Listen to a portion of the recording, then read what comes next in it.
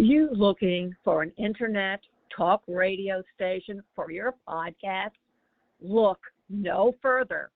At the helm of Passionate World Talk Radio are two women that want to provide a spot for you and your podcast to be heard. There are many other places for your podcast, but PWTR has the audience. You will not be disappointed. Our station has been on the internet for the past 16 years. Call us for more information. 484-364-1032 or text Jeannie White, station manager, at PHECONNECTSHOW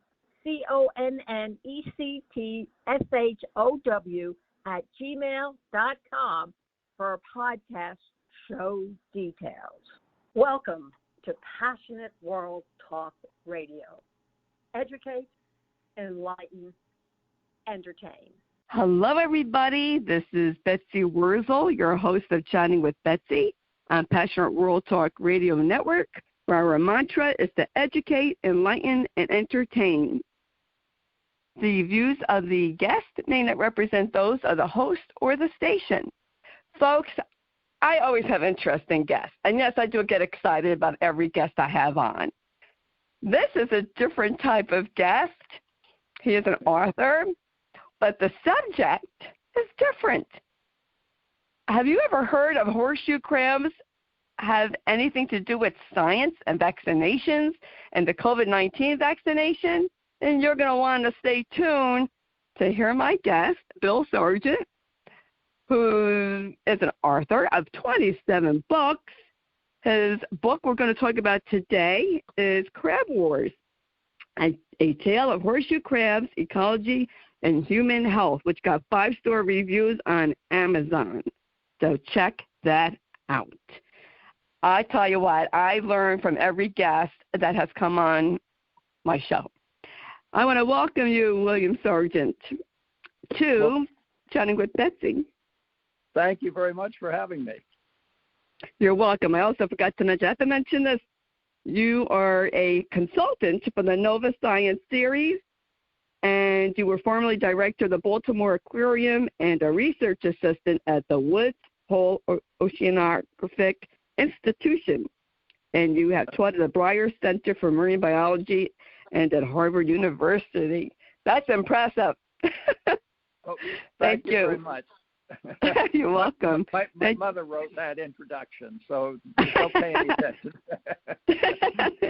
Oh, thank you for coming on, Bill. And I have to just say thank you for writing this book and making the public aware of what's going on with horseshoe crabs and science. How did you get interested in this? Why did the book? Yeah, I grew up as a kid on Cape Cod in the summers, and one of the things I used to love to do is I would row out across Pleasant Bay, which is right on the elbow of Cape Cod, and I would row out at night under a full moon, and right as the high tide was coming to its very peak, all of a sudden you would see all of these sort of dark creatures clambering up out of the shore, and they'd clamber up on the beach, and they'd be, crawling all over each other and under each other.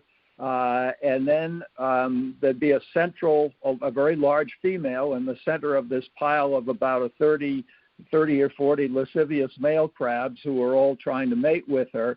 And she would lay about 4,000 eggs, and then she'd move on and lay another little bolus of about 4,000 eggs.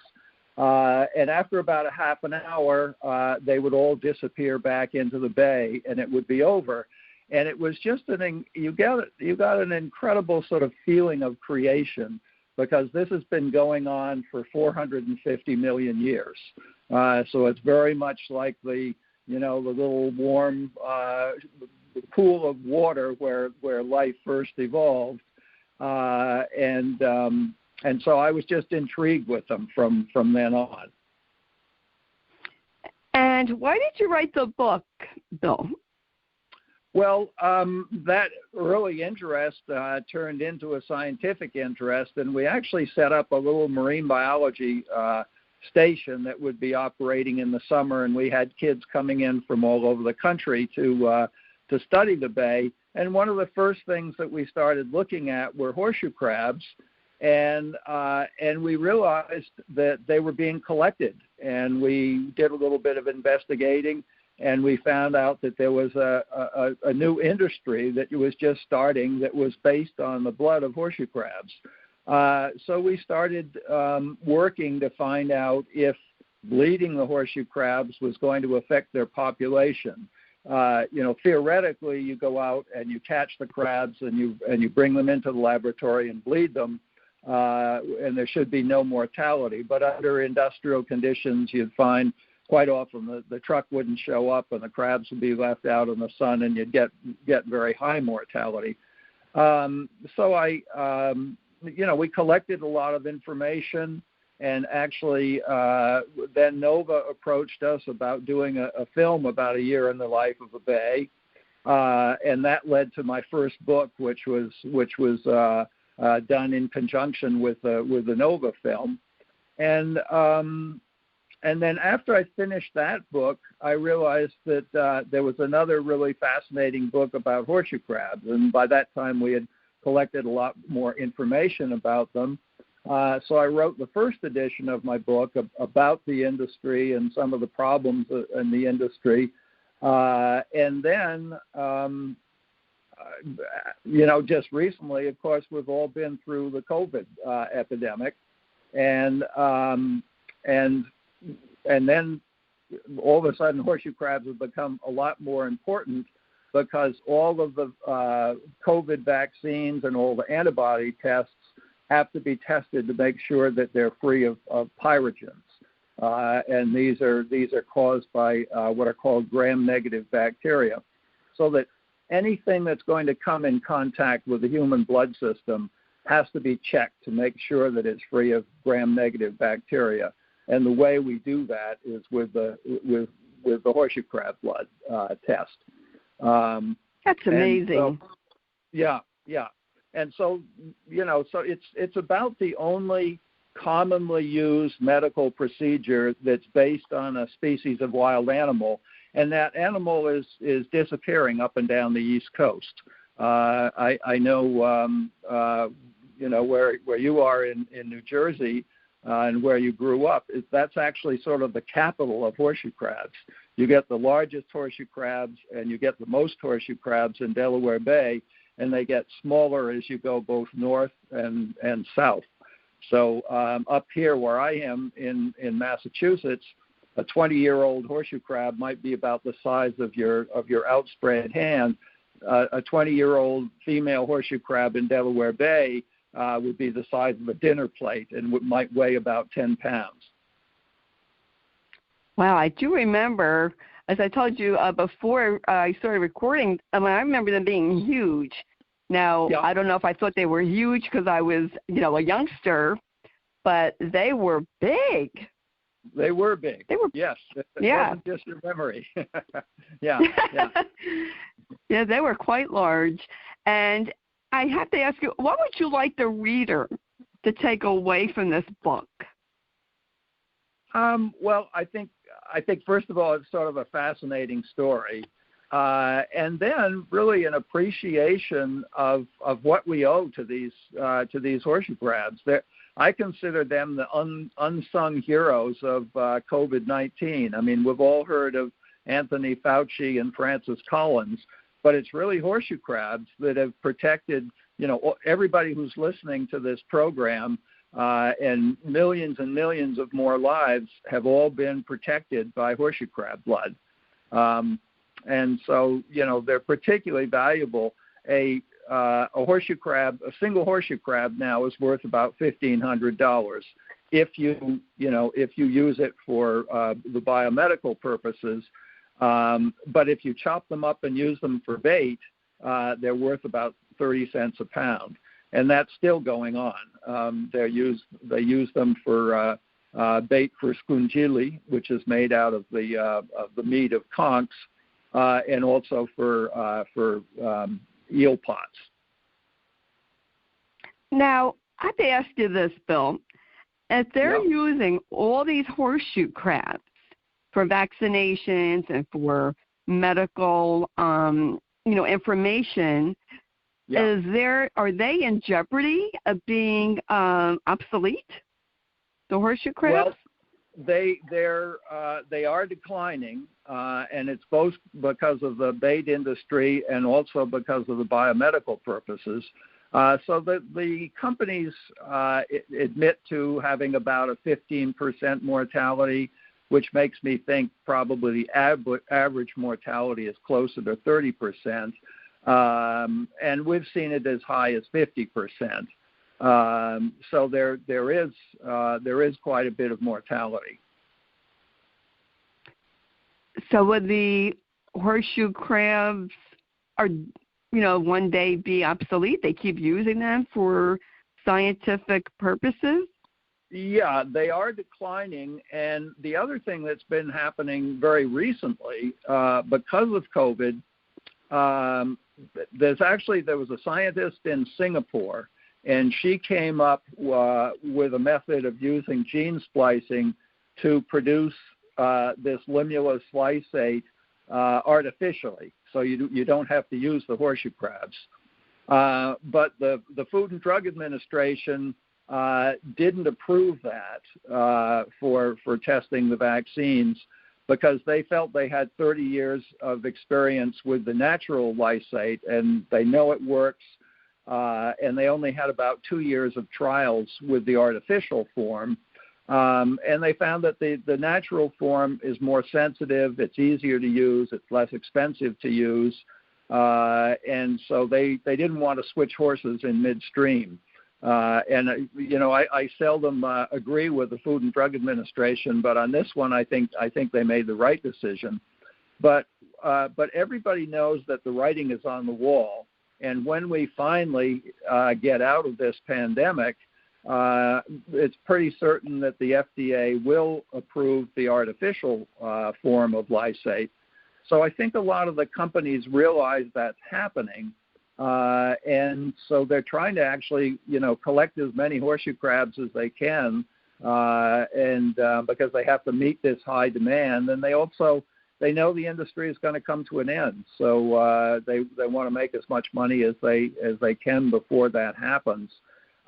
So what they seem to be doing now is collecting the horseshoe crabs in areas where it's illegal to collect them. For instance, up here, it looks like they're being collected in the waters of the Cape Cod National Seashore, and it's illegal to make a profit from animals that are captured in a national park or a national seashore. And the same is true up and down the East Coast. So what we've seen in the last few years, we would go out and we would walk along a 100-meter transect, simply along the shore, and you would count the number of immature shells of horseshoe crabs. These would be the 1-year-old crabs that are about their shells are about the size of your thumbnail. And in an average year, you might get about 200 or 300 crabs along the rack line. But what we found, and this was just a few months ago when we went down and looked at them, is you were only finding 2 crabs in a full 100-meter transect of the beach.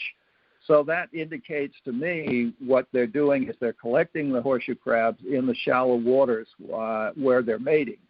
And so you don't see the results because you see the bay is still full of a lot of adult crabs. But what you don't see is that it's missing the next generation of crabs.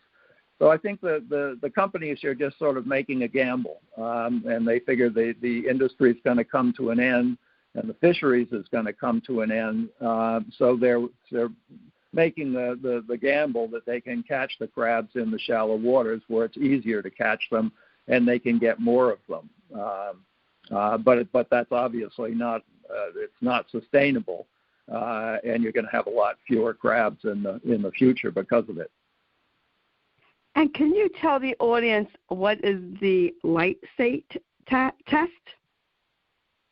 Yes, basically what you do is it's made from the bright blue blood of horseshoe crabs. It's a brilliant sort of a cobalt blue. And what they do is they freeze dry that, and it becomes a white powder.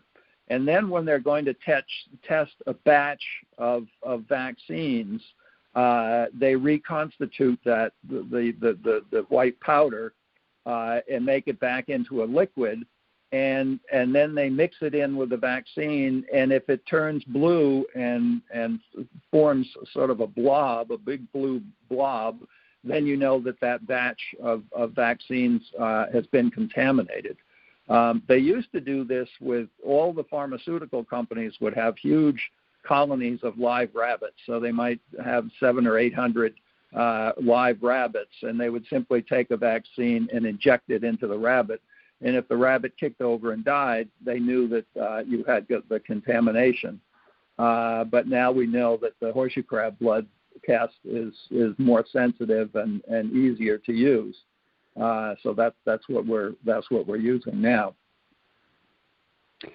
And how, I know you mentioned a little bit before about the horseshoe crab and the COVID-19 vaccination, but can you go into more detail as to how the horseshoe crab helped with the COVID-19? Yeah, essentially it's protected everybody who's had a vaccine or a booster. So that they're not testing every individual dose, but they're testing a batch of vaccine. So it might have several hundred doses within that batch. And then they use the horseshoe crab blood to make sure that there's no bacterial contamination.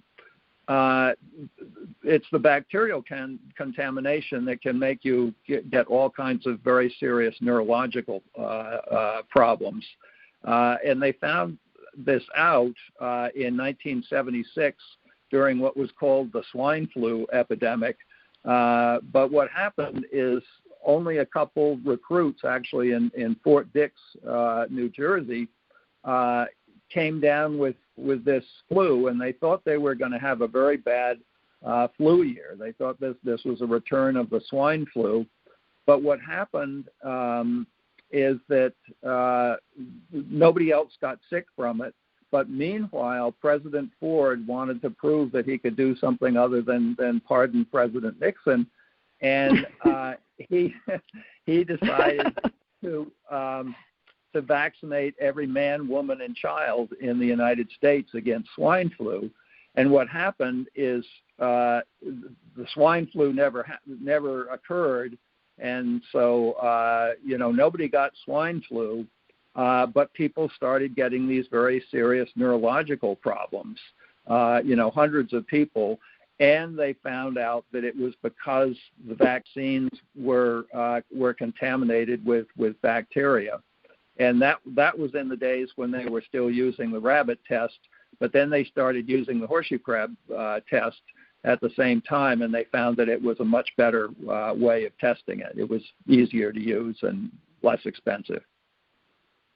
So they've been using horseshoe crabs for testing for a good 40 years or more. Exactly. So, and we know that it works particularly well. It's really one of the most effective medical procedures that in existence. Wow, I'll tell you, I honestly did not know anything about that until looking, at your book, and that's just, it's like amazing because you see this horseshoe crab at the beach, and you would never think that it could be used in science, to help people. It's amazing to me. And all those horseshoe crabs that you saw as a kid, are that probably saved your lives now.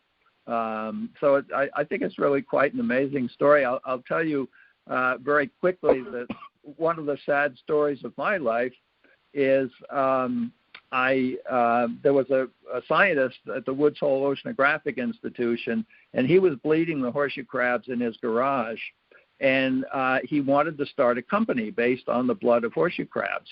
And he asked me if I wanted to become a partner. And to become a partner, he wanted me to raise about $5,000 so he could buy equipment. I had no idea how you could raise $5,000, and I thought it was a flaky idea, so I turned him down. He sold that company about 20 years ago to a Japanese firm for $32 million. So wow. But frankly, I was really much more interested in the story than in in making a whole bunch of money. That's been my problem. Well, they say money isn't everything, but it does help. That's true. Well, I definitely have a whole new outlook, and I would say respect for the horseshoe crab now. Absolutely. Because of, what it's doing for mankind and helping with the science and, vaccination so we don't get a bad batch and get, more diseases on top of what's already out there. Absolutely. And it's really very interesting. And I have to say this, Bill, I hope that with this book, The Crab Wars, that Nova or some other company will make a documentary on this. Yes. Yeah, there've actually been several, but nothing has been done since COVID. So you're absolutely right. That would make a very compelling story. Yes, or National Geographic, one of those. If anyone's listening out there, here you go. Here's a documentary. I always give people like a new job to do, movie, documentary, another book. Yep. I'll give your audience a simpler job too, and that is if you're ever out on the beach and if the horseshoe crabs have been mating, sometimes they'll get flipped over by the other crabs, and so they're lying on their back. And actually, that's what they use their tail for. They stretch their tail back, and then they rock back and forth and try to flip themselves over. But they get very tired doing that, and so they're very exposed when they're on their back. Seagulls, all kinds of birds can come in and start pecking at their gills. So if you see a horseshoe crab that's on its back like that, what you want to do is very carefully just flip it over. Don't pick it up by the tail because it can start bleeding. But if you just grab it by the edge and very gently flip it over, you'll be saving the life of a horseshoe crab, and in turn, the horseshoe crab will be saving your life. Wow, you know what? I do remember seeing people doing that, Bill, flipping the horseshoe crab over. Yeah. I was always afraid to touch them. I don't want to touch them, but I have seen people do that. Now, this might sound like a silly question, but how do you tell the difference between a male and a female horseshoe crab? That's a really good question, and there's actually several ways. First is the size. The males stop growing after about 10 years, and the females keep growing. So every time they shed their shell, they grow about a fourth larger. So the males around the Delaware Bay area, for instance, the males won't get much larger than the size of your outstretched hands, but your female will get to be the size of a dinner plate. And then the other way is if you look at when they become mature, the males will form two little sort of clasper claws that they use for hanging on to the females when they're mating. So those are present in the males, but not in the females. And the other thing is you can look at their eyes, and actually most of what we know about human vision comes from research on the optic nerve of the horseshoe crabs that connects the compound eyes. Horseshoe crabs have about 9 eyes in all, and it connects the compound eyes to the brain, and the brain lies in a circle around their mouths. So these guys actually eat through their brains. I don't know if you do that. No. I do it about 3 times a day. Wow, that's so interesting to me. Now, I remember a horseshoe crab being, I think, black. Are they black, or do they vary in color between male and female, or the region that they come from? Well, it depends on how old they are and where they've been.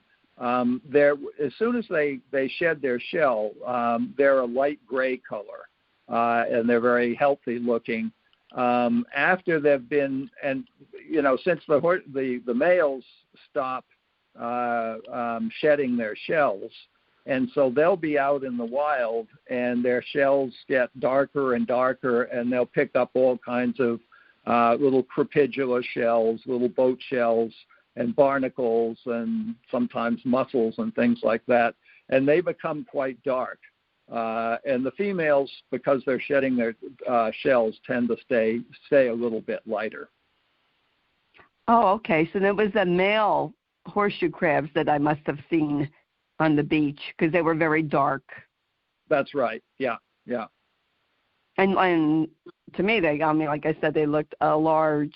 Where can people purchase your book, Crab Wars, Bill? Well, you can get it. You can get it through your local bookstores. If they don't have it in stock, they can order it for you. You can also get it through Amazon and through BrandisUniversityPress.com. Oh, very good. Brandeis University Press puts out a lot. I've read a lot of books, from them. They do a lot of publishing of books. I've noticed that. Yeah. Plus, they're a great university. And it's up to you. Is there any way people can get in touch with you? Do you have any social media links? Yes. If not, that's okay. Yeah, sure. You can get me through WilliamSargent.net. Oh, okay. I was going to say whatever people are comfortable with. Sure. That was a pleasure having you on, William. I learned so much about horseshoe crabs and their relation to science and helping humans. It's just interesting to me. And I want to tell the audience, go on Amazon.com, go to your local bookstore, and get Crab Wars by William Sargent, A Tale of Horseshoe Crabs, Ecology, and Human Health. Go on Amazon, check out the reviews. If you're interested in marine biology, this is a book for you. You're interested in science, this is a book for you. And I think it's for everyone, but especially if you're into marine biology.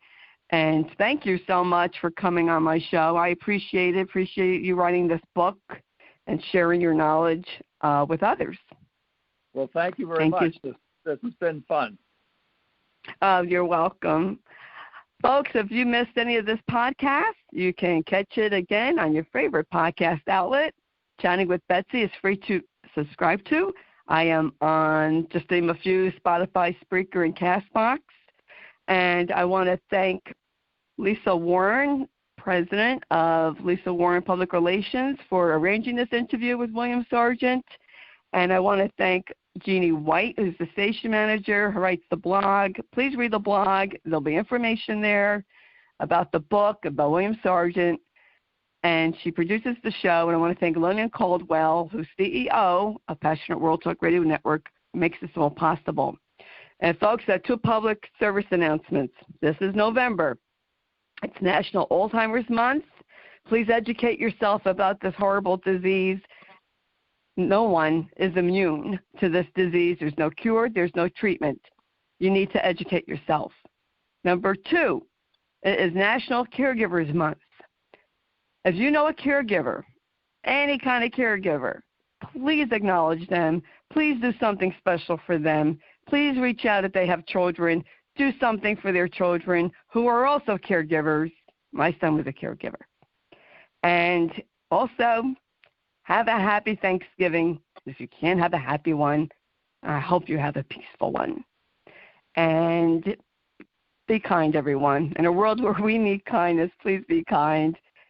And this is Betsy Wurzel, your host of Chatting with Betsy on Passionate Rural Talk Radio Network. Until we chat again, be safe. Bye, everybody. Are you looking for an internet talk radio station for your podcast?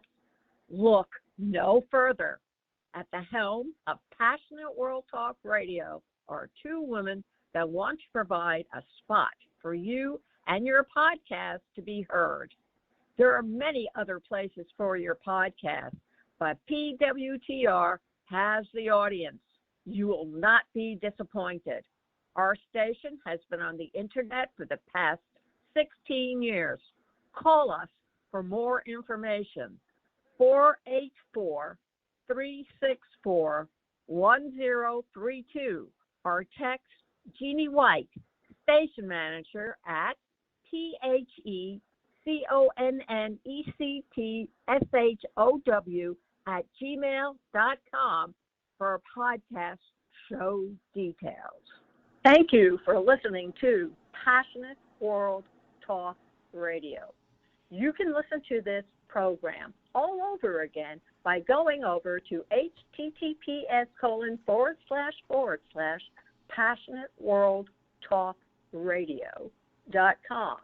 You can also hear it on Spotify, Spreaker, Amazon Alexa, AMFM247.com every Tuesday evening between 8 and 9 p.m.